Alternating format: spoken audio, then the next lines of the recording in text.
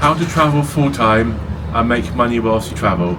Well, the first thing you need to do is plan your travels. Now, what you do when you plan your travels is firstly work out how much it's actually going to cost you to travel for the first 6 months.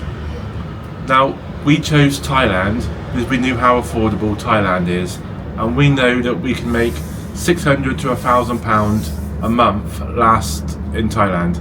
So our budget was £6,000 to last 6 months in Thailand, whilst we was working on building up an online income as well. So what you do when it comes to planning 6 months travel, the first one would be is don't book all your hotels up in advance. Just book the first couple of weeks up so you know you've got somewhere to stay, because anything can happen. You want to be flexible. You want to be able to change your hotels last minute. If anything crops up, you want to stay longer, didn't have a chance to do something that you really wanted to do, rather than having to leave, you can always just extend your hotel, and then you get to do the things you want to do whilst you're traveling, which is basically why you travel in the first place. So what you would do is, if you're in somewhere like here where we're in Pattaya in Thailand at the moment, you would work up before you even leave your own country. You would Google up everything that you want to do in Pattaya and see how many things there are in Pattaya that you want to do, how long it's going to take. Some trips are like half days, some full days, some are even overnight trips. So you work out how long you actually need in Pattaya, and then you can book hotels up, but book hotels up that you don't actually pay, either pay on arrival or pay a couple of days before check-in, and free cancellation. So you can, then you're more flexible. You're not going to lose a load of money by booking up loads of hotels in advance, and then you might want to change your mind and you don't want to miss out on a load of money. So that's how you plan how long you need to be in each area for.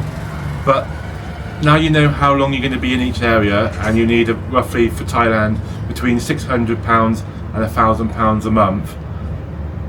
What we had to do in order to save up this money, we left our rented accommodation, we gave that up, so we didn't have to pay rent, we didn't have to pay council tax, gas, electric, all the normal bills, because we were struggling to pay the bills in the first place. So we're like, well, how are we supposed to be able to save this money up when at the end of the month we're struggling to pay the bills? So what we done is we gave up our rented accommodation and we took a live-in job, which obviously saved us a lot of money from our bills. So we put all that money into the Thailand pot whilst we was working on building up an online income, which would then fund our travels.